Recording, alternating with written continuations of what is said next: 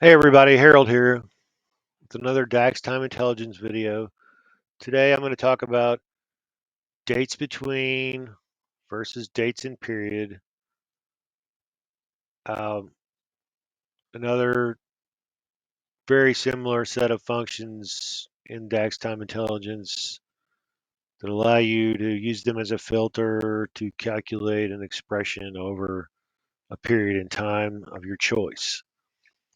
Dates between takes as its arguments dates, which is usually the date column from your calendar or date table, a start date, and an end date. Dates in period takes the calendar date table date column, a start date, and here's the difference. You don't have to know your end date, you just have to specify number of intervals such as 10 and the type of interval, year, month, day, and you can filter for that. So these create a virtual one column table that you can use to filter an expression of dates. So let me show you how they work. What if I wanted, say, May 2016 sales? I'm going to create a new measure. I'm going to say May 2016 sales BB for dates between. We're going to do one for each of them. And there's going to be a calculate. We're going to calculate what? We wanted to calculate total sales. And our filter is the virtual table of dates between drawn from our calendar table date column. And you need to tell it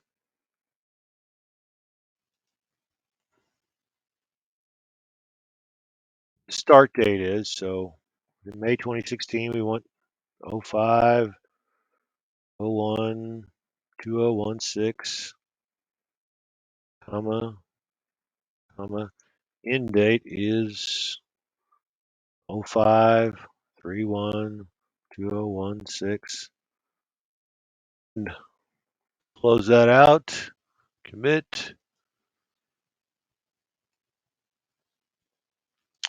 And let's make a card for that.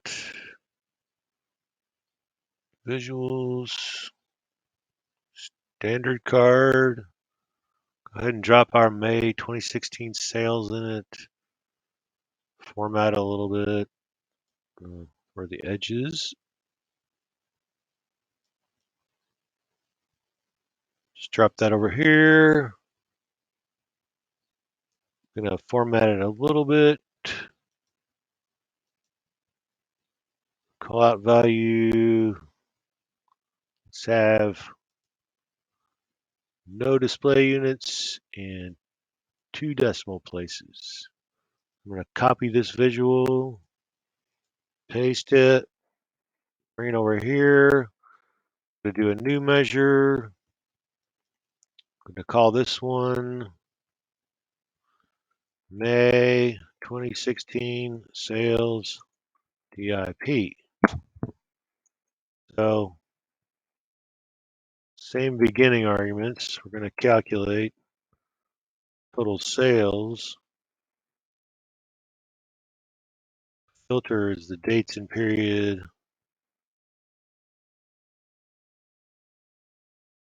The arguments are a little different. Still our calendar table date column. And our start date 05-01-2016. Now, instead of an end date, it just wants to know number of intervals. So I want one interval, just 1 month,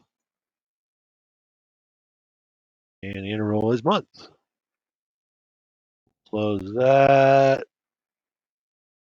and close our calculate, commit that measure.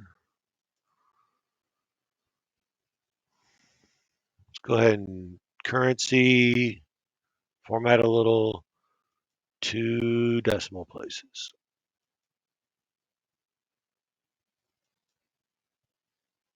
So you're getting the same number. Let's make that a lowercase a.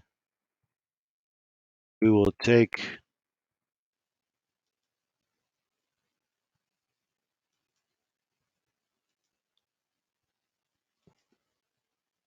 dB out, put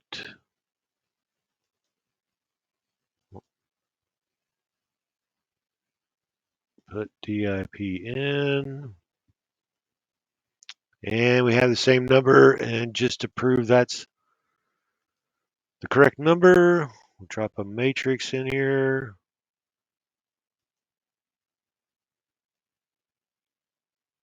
with year and month name in the rows,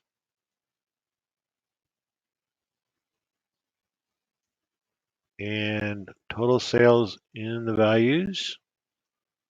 And we'll check on May 2016.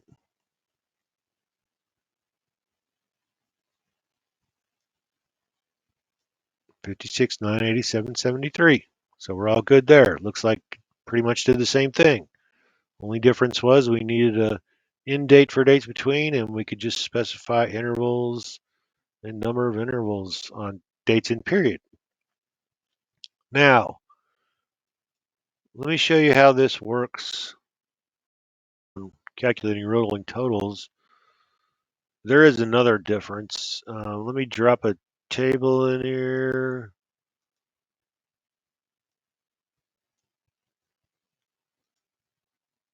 With, I'm going to put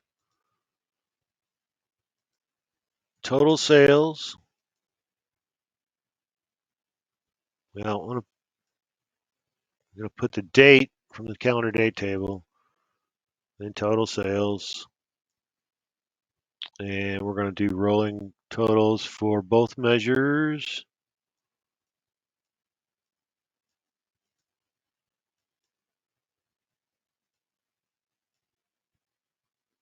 Just resize this table. Got out of hand there. All right, so if I want a 10-day rolling total, new measure, 10-day rolling sales,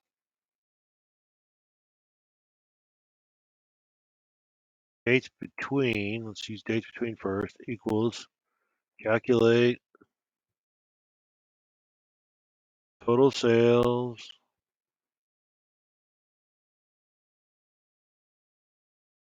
dates between,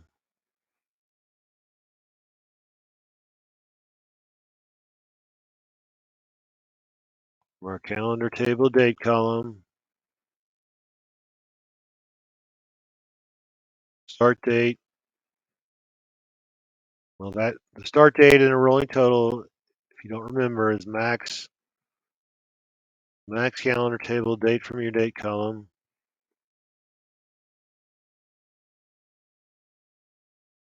minus the number of days you want to roll. The end date is just the max calendar table date. Then you want to close for your calculate. And we should be good to go.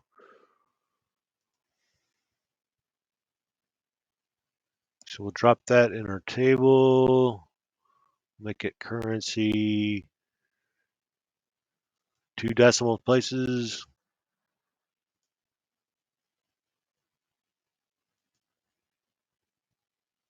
And take a look at it here. We've got it's adding up correctly. After the 10th day, it starts to roll over and normalize. That looks good. So let's quickly do one for dates and period. Arguments are a little different. 10-day rolling sales, TIP equals calculate Oops, it's not a 10.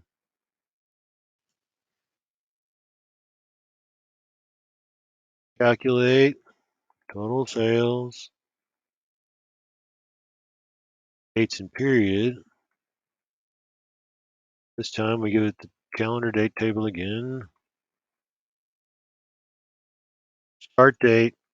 Again, start date on a only total is max. Calendar date, calendar table date, minus whatever period you want it to roll. 10. Your interval is the day. Close for dates and period, close for calculate. Let's drop that. Well, let's format it real quick. Currency,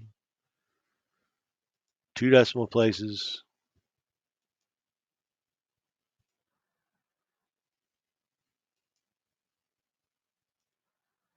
And we'll drop that in our table.